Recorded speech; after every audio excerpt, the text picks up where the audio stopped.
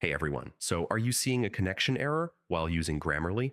Maybe Grammarly won't load, the suggestions disappear, or it says it can't connect to the server.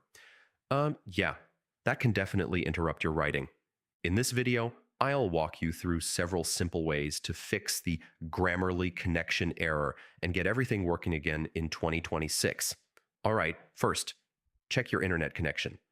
Grammarly relies on an active connection to communicate with its servers and analyze your writing, so make sure your Wi Fi or network connection is stable before trying anything else.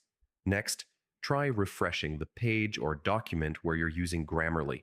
Sometimes the connection between your browser and Grammarly servers simply times out, and reloading the page restores the connection.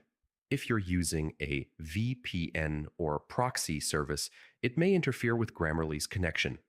Try temporarily disabling the VPN and then reload the page to see if Grammarly reconnects normally. Another common fix is clearing your browser cache.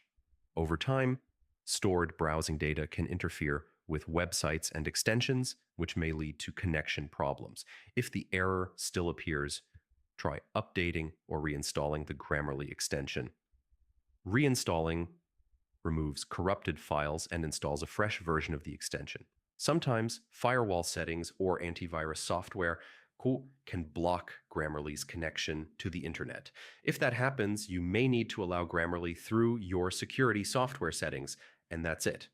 Most Grammarly connection errors can be fixed by checking your internet connection, disabling a VPN, or reinstalling the extension. If this tutorial helped you solve the issue, feel free to check out more quick tech guides on the channel. Thanks for watching, and I'll see you in the next video.